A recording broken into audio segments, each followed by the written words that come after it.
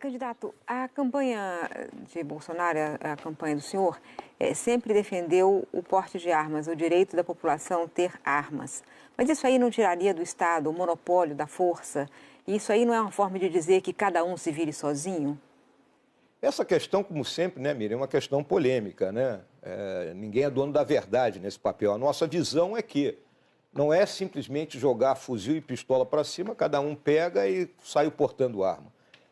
É a pessoa ter o direito de portar a sua arma, ou seja, vai ser submetida a um teste psicotécnico, né? Vai ter que fazer prova de tiro e aí ela vai portar a sua arma desde que queira.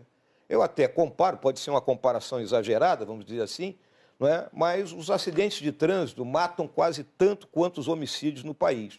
E ninguém proíbe de vender carro, muito menos estão preocupados da forma como os nossos motoristas estão sendo formados, e a gente vê desastres ocorrerem à noite e dia, finais de semana, não é? Problemas graves.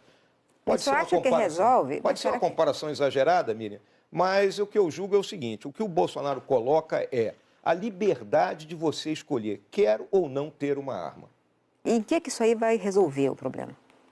Mire, a questão do porte da arma, de você ter uma arma, é a questão do equilíbrio de forças, né? Então você pega, por exemplo, você é uma mulher mais frágil, obviamente, sendo atacada por uma pessoa na rua, um homem de 120, 130 quilos, se você tiver uma pistola e souber usar, você vai dissuadir esse Talvez ele me tome a arma e aí ele passe a ficar armado. Mas para isso você terá que passar por uma prova de tiro, por um treinamento, e você terá capaz de reagir se houver momento. E o monopólio da força, que é do Estado? O monopólio da força é para as questões coletivas, não é? Então, quando você tem grupos, como nós temos aqui no Rio de Janeiro e em outros lugares do país, que ocupam territórios por meio da força, nós não podemos permitir que isso ocorra.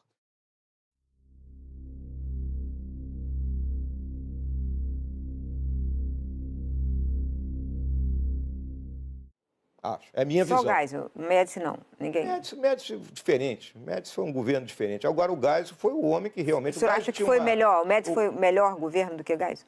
Foi, na minha visão, sim. Mas não foi o período mais duro da ditadura, da repressão? Miriam, essa questão da ditadura, né, isso é história, né? Eu sei que você teve a sua passagem, né, difícil aí nesse período, não é? Mas isso é história. Mas eu não falo por mim, eu falo pela história. A história terá que ser bem contada a esse respeito. Não é? Nós tivemos grupos organizados que tentavam implantar um outro tipo de ditadura, vamos colocar assim, atacaram o Estado se defendeu, e quando ocorre guerra, a primeira coisa que é vítima é a razão.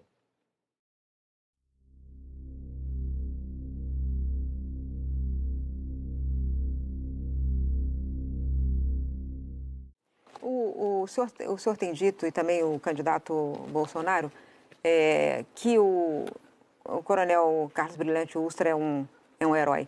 E no período que ele ficou no DOI-CODE, 47 pessoas morreram. Eles estavam sob a custódia do Estado. E o senhor acha isso normal, que um herói deve fazer isso? Comandar um estamento militar, um local do Estado em que 47 pessoas morrem sob a custódia do Estado?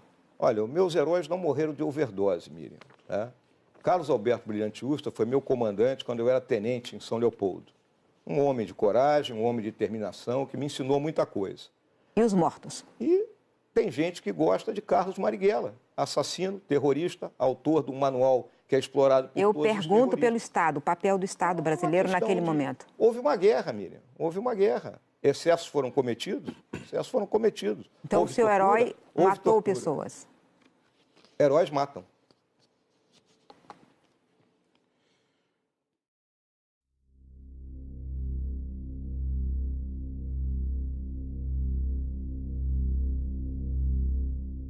Candidato, o senhor falou agora há pouco que não concorda com tudo que o Bolsonaro fala, mas não citou a questão das mulheres, as declarações polêmicas dele em relação às mulheres. Por exemplo, que deu uma fraquejada quando teve uma filha mulher, quando ele admite ali a diferença salarial entre o homem e a mulher.